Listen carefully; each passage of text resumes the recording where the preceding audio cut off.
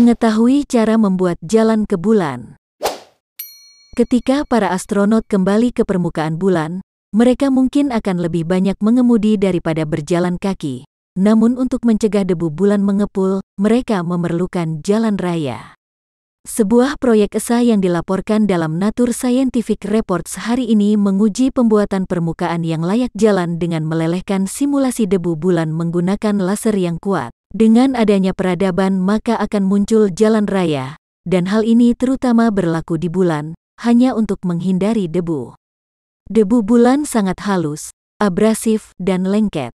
Di era Apollo, debu menyumbat peralatan dan mengikis pakaian antariksa. Khususnya, ketika penjelajah bulan Apollo 17 kehilangan spatbor belakangnya, kendaraan tersebut menjadi sangat tertutup oleh debu sehingga terancam menjadi terlalu panas, hingga para astronot melakukan improvisasi untuk memperbaikinya menggunakan peta bulan yang didaur ulang.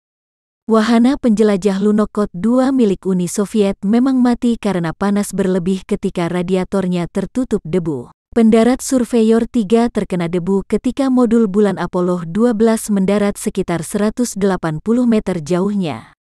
Pemodelan NASA saat ini menunjukkan bahwa saat pendarat di bulan mendarat, bulu pendorongnya dapat mengeluarkan bertenton debu yang berpotensi menempel pada permukaan pendarat serta menutupi seluruh area pendaratan.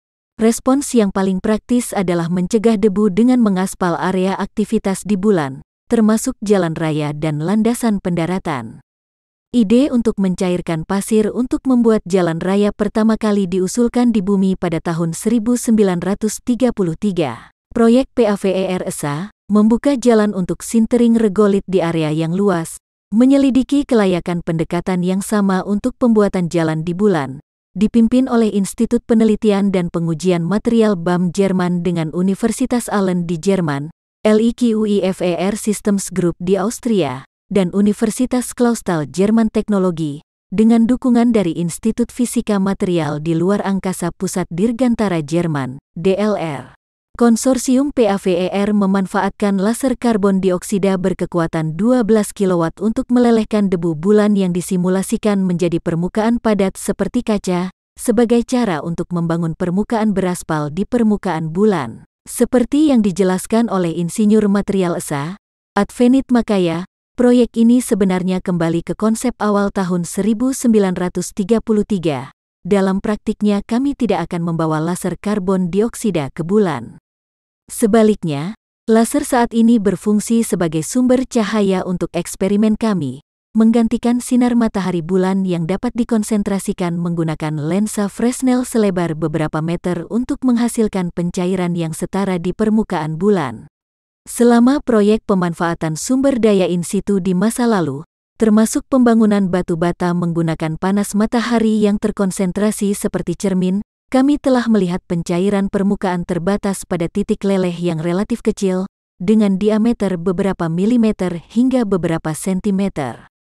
Untuk membangun jalan atau landasan pendaratan, diperlukan titik fokus yang lebih luas, agar dapat memindai area yang sangat luas dalam skala waktu yang praktis. Pada fasilitas yang dipasang di Clausthal University of Technology, konsorsium mencapai ukuran spot 5–10 cm. Melalui trial and error, mereka merancang strategi menggunakan sinar laser berdiameter 4,5 cm untuk menghasilkan bentuk geometris segitiga dengan pusat berongga dengan lebar sekitar 20 cm. Ini bisa saling bertautan untuk menciptakan permukaan padat di area tanah bulan yang luas yang bisa berfungsi sebagai jalan atau landasan pendaratan. Advenit menambahkan, ternyata lebih mudah untuk bekerja dengan regolit dengan ukuran titik yang lebih besar, karena pemanasan skala milimeter menghasilkan bola-bola cair yang tegangan permukaannya menyulitkan untuk berkumpul bersama. Sinar yang lebih besar menghasilkan lapisan regolit cair yang stabil dan lebih mudah dikendalikan. Bahan yang dihasilkan seperti kaca dan rapuh, namun sebagian besar akan terkena gaya kompresi ke bawah. Sekalipun rusak, kami masih dapat terus menggunakannya dan memperbaikinya seperlunya. Tim menemukan bahwa memanaskan kembali trek yang didinginkan dapat menyebabkannya retak, sehingga mereka beralih ke geometri yang melibatkan sedikit persilangan. Satu lapisan lelehan memiliki kedalaman sekitar 1,8 cm, Struktur dan jalan yang dibangun mungkin terdiri dari beberapa lapisan, tergantung pada gaya beban yang diperlukan.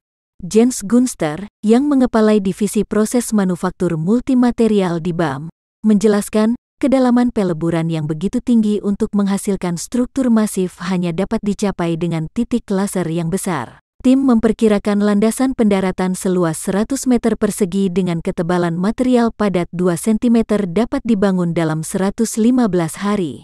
Proyek ini berawal dari seruan ide yang dijalankan oleh Elemen Discovery pada kegiatan dasar ESA melalui Open Space Innovation Platform, OSIP. Ini mencari ide-ide penelitian yang berkaitan dengan manufaktur dan konstruksi di luar bumi. Panggilan itu dijawab tak kurang dari 69 kali. Dari jumlah tersebut, total 23 ide telah diimplementasikan, berdasarkan evaluasi oleh panel ahli ESA, yang menilai ide-ide tersebut berdasarkan kebaruannya. Panggilan awal ini merupakan investasi yang efektif dari sudut pandang kami, kata Advenit, ini telah membuka banyak jalur yang menjanjikan untuk penyelidikan lebih lanjut.